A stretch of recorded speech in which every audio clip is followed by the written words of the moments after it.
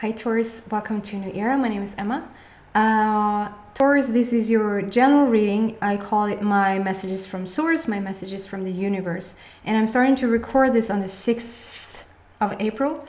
And just onwards is what I'm writing in the description because I don't want to put an end date to it. So whenever you find this message, even though it's like a month after, six months after, it doesn't really matter. If you feel like it's resonating with you, it does.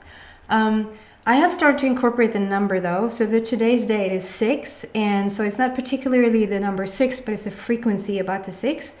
And it's gorgeous, Taurus. 6 is all about, for me, all about the love for the totality of you. 2 would more speak about the romantic partnerships, but 6 is like the love or connection rather between you and your higher self. So it's really gorgeous. So let's see specifically what's going on for you, Taurus, for this upcoming near future is what I'm asking for. Very near future. And we have a full moon, rather super moon we have on the 8th. Okay. On the 8th in Libra. So Libra is about justice, it's about relationships. It's gorgeous. It's on the 8th, which I also love because the 8 is such a power number. Full moon is all about the moon, the earth, and the sun is being in alignment. So we often talk about how the full moon is bringing manifestations. And of course it has to, because if something is that in alignment, like the number 6, like I said, we're starting this reading with, is that you're in alignment with yourself. You're in alignment with your higher self, your God source, God force, call it what you will. So when the earth, the moon, and the sun is in pure alignment, something sort of has to just be, if that makes sense. A supermoon, I believe, is when the moon is closest to Earth, or appears to be closest to Earth, or the closest it's been in its orbit. And I also believe that supermoons only can happen 5 times a year. It cannot happen more. It can happen less, I think, but it cannot happen more than 5 times. I don't know why that's so significant, or if it even is, but we throw around these words like it's an eclipse, it's a supermoon, it's a full moon, and it's, and sometimes we don't even know what we're celebrating. Okay, one more card for Taurus. No?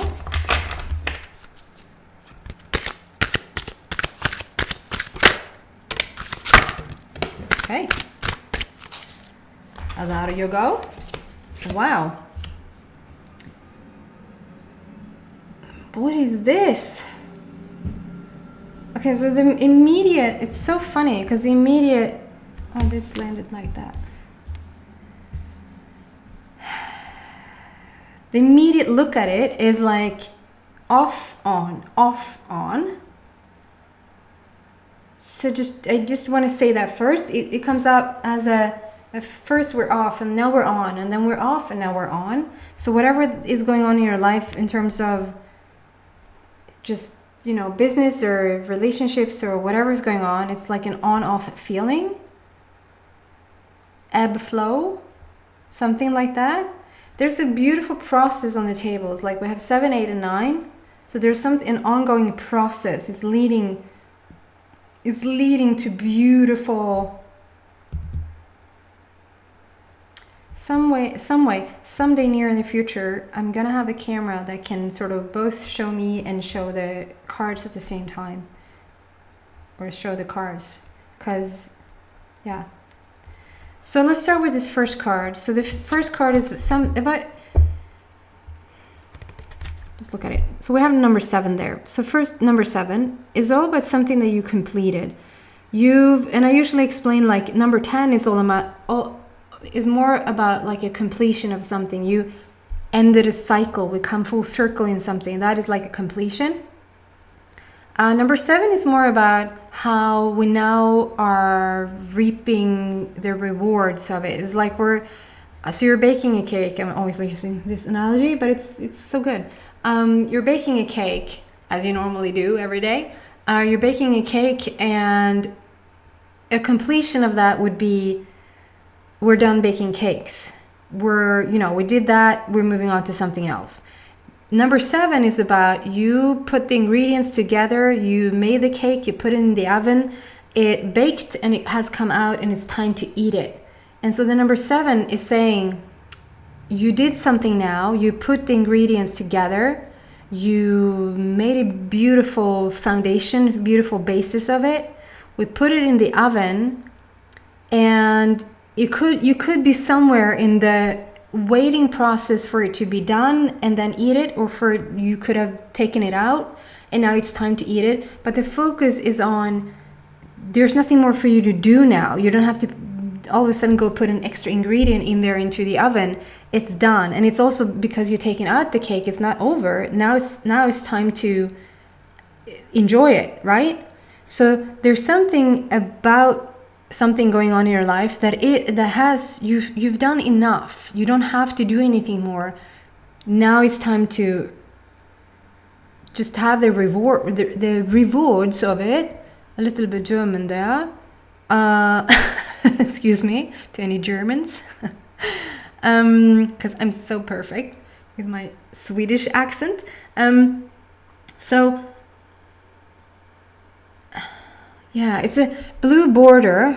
So the blue border is speaking about your throat chakra. It's like something about you coming more into your own, coming more into your authentic self, showing up in the world as who you truly are, wanting to share more of your talents, if you will, more of your abilities, what you've been working on, and put that out to the world, something like that. So it's almost like a bit of standing up for what you believe in, or standing up for. It's almost like you've written a book, and this book has laid around for ages in your home, or you have this idea for something, and this idea is being, it's been calculated somehow on a piece of paper. It's been laying in your desk for ages and ages, and all of a sudden it's like, it's time to show it now. It's time to show it to some people. There's nothing more to be done. But in the combining of the blue border and the number 7 here, there's and what I'm picking up on is, it's time to sort of show it. It's the right timing for it, and it really is the right timing of it. It says deception and envy. I'm not whatsoever drawn to the bottom there. I'm more drawn to you finding, like you're taking your mask off. You're sort of showing yourself. It's like, okay, it's time to show what I can do. It's time to present to the world, or present to my audience what I've made. And I love that you're dressed in green, and it's like waves. It goes in waves, and with the on-off feeling combined with the rest of the cards, I think that this thing has come and gone. This thing for you that you've been wanting to present, or this idea that, like, sometimes you work on it and then you don't, and then you work on it and then you don't, or whatever you worked on that is already ready, apparently. Sometimes you want to put it out to the world, and then it's like, no, I'm just going to go and do something else, because it doesn't really pick up, or it doesn't, I think that's the on and off feeling here. It's a general reading, so you put that in where it fits, but it feels really like that's what it is. There's something about you. It can be because it's general, it can be a relationship, and just giving you like a analogy for it. So it could be a relationship where it's like, you've been on and off with somebody forever, and you know what you feel, or they know what they feel. And sometimes you're on and you're like meeting each other, and it feels good, and the thoughts afterward is good, but then sort of nothing really happens, and you're not too sure, and you don't want to maybe get hurt again. You don't want to be disappointed. Maybe you don't even want to sort of risk anything or something like that. And all of a sudden, and so you're a bit off for a while, and it's like you don't hear anything from them, or you don't let them know like that you exist either. And then all of a sudden you get a text out of the blue, and it's like, Okay, so I guess we're going for coffee again. And it's sort of and it's like now, it's not like the gloves are coming off, but it's like, no, it's time. It's time. It's time to really put this to whatever you want. If the best outcome for you is that we're going to end it now, because it's somewhat there in the back of your mind, and so you can't really fully move away from it. The energy is still there, and you really don't move on to anybody else either. Or no, we need to have a talk. Authentic truth. We need to have a talk, and I want this, or I want to find out what they want. Like we need to talk now so that we can sort of decide what to do. Is this on and off feeling that is really I'm just having this analogy in my head. We have this very cute program. There's not much that I watch on television, but I am so drawn to this cute program. It's called Farmers Finds a Wife or something. That was very like in the beginning, Farmers Finds a Wife, but I think we've had the first homosexual. So it's so like thinking that the farmer is a man, and he was for the longest time. But anyway, the fact is that, so there's a guy who now is dating, it's almost like Bachelor, but the Swedish Bachelor, in my opinion, does not work because we don't know how to behave in a very, I don't know, I shouldn't get into that. That's not even about your reading. Maybe it is, since I'm drawn to use this silly analogy. I don't know. But for us farmers work, it's like, yes, we can sort of, we can relate to that a bit more. I feel. I cringe when I watch The Bachelor. I just can't do it. But I sit in there with a grin on my face with the Farmers Finds a Wife. And this is Farmers Finds a Wife globally, or something it was called. So this sweet little Swedish man is living in Spain, having his little avocado farm there. And he's now choosing between the ladies. And one of the women there, she was like, oh my god, it took forever to just explain the story, and it's not, you're gonna be, is that it? Is that the result you're looking for? Yes, it is. She says, okay, so now it's a new, like now he has to choose again to get rid of one of the women. You know, it's a really terrible show when you think about it. And so she was like, okay, just give me an answer. Are you saying no to me, or are you saying yes to me? And she was like, I'm at the point where it doesn't really matter. I just want an answer, so then I can hear the answer. If it's a no, then I can hear the answer and I can react to it. Or I can hear yes and I hear the answer and then I can react to it. It doesn't even matter if it's like a yes or no, which one thing it would be. It would be the biggest thing if it's a yes or no. But it really isn't. It's like, I was like, that's so true. Farmers Finds a Wife is so, yeah. And it's the same thing here. It really is not about, it's like this up and down, this on and off feeling that doesn't just everybody wants to run out and watch Farmers Finds a Wife now. And yeah, I feel like this is the energy of you. You just want to get it going. If it's like, okay, I should give this a rest, good. I can react to that. I can work with that. I can now act accordingly or react accordingly. Or this is a yes. This is a full-on yes. Okay, good. We can work with that. But this in between is sort of really draining, is what I feel. But the thing is that it's leading you to a really good place. This on and off has made you really put your foot down and really feel what it is that you want, and feel like, and probably every so often you probably have said no to it. But if there's something, like if it's a project or a passion or a person who's, you know, I don't want to say if it's meant to be, but if it's something that is really calling you, usually it's a tough time to sort of cancel something. You could cancel it for a while and you could say, no, it's not for me. Maybe in that moment it wasn't for you. It's like a strong no, and good things kind of come out of that no as well. But then we move into the upgraded version of it, and you can start to say yes to it again. And so if it's has like a strong calling for you, if there's something that you really are passionate about, you will keep being calling like into it over and over again. And I feel like you just now need to, instead of being up and down, you gather so much strength through it, so much willingness, so much wanting. And so I want to show you the next card. This is the card that it has brought you into. This is the number 8, which is such a powerhouse. Like the number 8 is the strongest number out of all the numbers. It's the infinity number. It's the figure 8, which is like so above, so below, so in heaven, so on earth. So it's a strong manifestation number. And did I say that the Libra full moon is on the 8th? With the manifestation there, you might want to look into that. That is really gorgeous that we have an 8 here with the manifestation, because it's a black border. So it's all about the universe is backing you up. It's all about the manifestation. It's all about the black matter. It's not black, it's dark matter that you sort of mold into your now reality. And so you really are manifesting something that you want. And if this is something like, if this project or thing, I mean, with this card,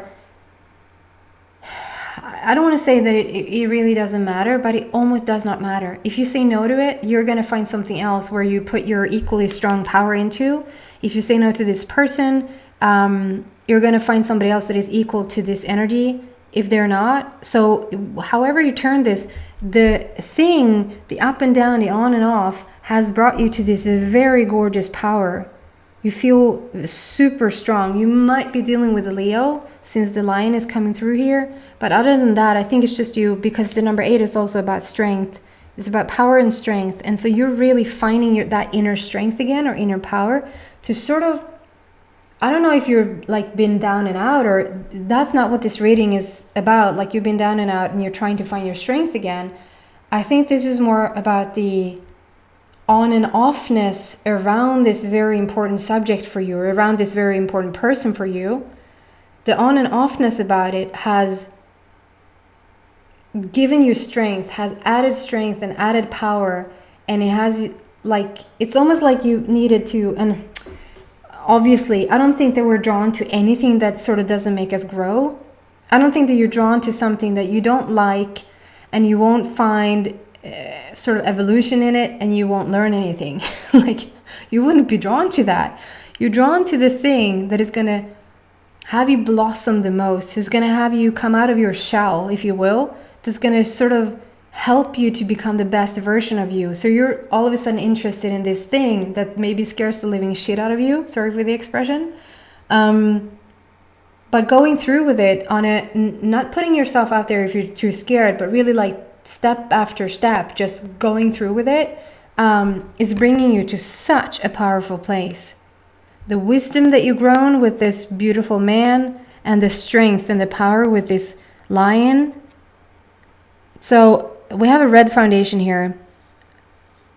Yes, we do. But we have a red color here that is all about foundations. It's like you're standing on a new foundation now. You really learned a lot. And we have a purple color, which is all about your spiritual, the spiritual connection, the spirit side of you. So you really have grown so much through this on and off thing, through this relationship, through this project, through this situation. So we have the number 7, we have the number 8, and now we have the number 9. And I feel like this number 9, it's the suffering in silence. And because it's a number 9 and because it's a process, what I feel is like this now is ending. The suffering in silence, if you want to call it that, this sort of being on and off about it, this sort of, I think that this has been a very lonely journey for you. Maybe not lonely in the sense that has been a very single journey for you. Do you know what I mean? Like, so this project that has been on and off, or this person that you felt for that's been on and off, I think you've kept it a lot to yourself. Maybe not that you felt lonely within it, but you've been alone in the process. I can't help but, oh, I'm so sorry I'm doing these little side stories, but I was working as an au pair. I was an au pair. It's like an exchange student, but it's like learning about another different country, another country's culture, taking care of their kids. It's basically a nanny, but it's like an exchange thingy. I was 19. I was in the Americas, and I did that for a year. And I was supposed to like write something about myself, and I took these pictures with these kindergarten kids that I was working with. And in the letter I wrote that I'm very lonely with the children. So you should hire me because I love being around kids, because I feel very lonely when I'm with them. I laughed so much about that later, and they were like, "It was so cute. We understood what you meant." But I know now what it means and what the difference is. I'm just trying to say you might not have felt lonely. You might have felt lonely in it, but it's not due to... I don't think that you've been upset that you haven't had anybody to share this with. It just has been a solo. That's a good expression. It has been a solo journey. And it was intended to be a solo journey. It's like you needed to work out your own demons. You needed to... Everything has been a step-by-step thing. And so, but now, this being solo is over. I think that this now on and off thing is over. So either you're pulling out all together, or you're going full force in all together. Like it's a yes completely, or it's a no completely. And to be honest, and like I said before, with the very long analogy of the farmers finds a wife story, it really does not matter. It might feel like it matters, but that might take some pressure off of you. And if you're like trying to argue for that, if you're like, are you kidding me? This script that I've been working on for 1,000 years, and now you tell me it doesn't matter? No, it matters. It's my biggest passion. It's my, first and foremost, that is your inner guidance saying, no, you should do this. Okay. And likewise with the person, if you say, you're shitting me. I tried to work this relationship out for 6 years, and now you're telling me to like not go through with it, even though I love them. That is your guidance saying you should go through with it. I'm just saying, we're giving so freaking much credit to the outside world of things. And I know even a person is like, well, I don't give credit to a manuscript or to a book or to a idea or to something that you have in the works, this practice that you want to open or whatever this is for you. How could you compare that to a person? But I really can. It's matter. It's materia all together, and it's smoke and mirrors. It's all about a projection. So whatever your conclusion you're coming to not put so much weight onto whether you should do this or not, whether this is the one or not, might take some weight off of you, because there is something else out there. If you decide not to do this, or if you decide, you know what, you can go either way. I'm just done with the whole on and off thing. With the number 9 here, it talks about endings. We're also talking about unconditional. So it's like, it doesn't matter. You're not dependent. It's not conditional. It's like, if this book deal doesn't come through, I'm not going to be happy. If this thing that's going to, I'm going to close this thing. If this selling the house, I've been on and off about selling this house. This is my mom and dad's farm, and I've been keeping it forever. It's draining like shit, but I'm using a lot of shit today. Sorry. But you know, it was my mom and dad's, so I shouldn't, or should I, you know. And if you're thinking about, okay, I'm gonna sell it now, and you're dependent on the money that comes in, and you're not gonna get happy until that's done, that's conditional. So this is something about, this is all about this. Like I said, this thing that you dealt with has put you through, you could call it hell and back, but it has put you through the most rewarding, uplifting journey of your life, probably. Probably at times it's been the most exciting ever. But at the end of the day, it truly, the energy is out there. What you're trying to do is out there for the all to tap into if they want to. It doesn't necessarily have to come through your book. That is for your personal physical experience to have, and you should have it if that's what you want. I'm just trying to help you here to say it's not so much the weight on whether that book or manuscript or idea or practice or whatever is getting like put out there. You're gonna find another venue for it to channel your same energy. It's gonna show up in another capacity, some way, shape, or form. The struggle with the energy, whether it's gonna happen or whether you're fully gonna sort of let it go, is over. And that's good to know. It's over. When it is over, when you've decided, once you decided, I'm going for it, I'm all in, or once you decided that and we're done. It's a done deal here. It's a done deal here. This is what comes out. So we have it's so gorgeous because we had the process of 7, 8, and 9, and then we jump to this 2. And we started out saying that the basis of this reading is the number 6, which is about the totality of you, which I feel like you practice to get yourself into. The totality of you. The love for all, the love for the physical and the non-physical, for the person and the source version of you. And we're jumping into this now, and it's called spiritual union. And so I feel like this, when this process is over for you, this, whether you say yes or whether you're saying no, the confusing energy ends. And once you let go, whether you let go of once you let go of the yes or once you let go of the no, it doesn't matter. Or once you say yes or once you say no, then you will jump into what you've created. Then every question, every uncertainty, every wish, every frustration, everything that has led you to wish for more, wanting more, maybe say you shouldn't do this, so therefore you wish for even more, has built and built and built in this gorgeous energy form, gorgeous energy like treasure chest, skattkista in Swedish, and it's sort of just waiting for you there. And as soon as you just say yes, or as soon as you just fully say no, and you're just letting go of that whole on and off energy, this is what you're stepping into. You're stepping into spiritual union. And it's so gorgeous because it's like mostly it's a spiritual union with yourself, with your higher self. You're going to feel that full.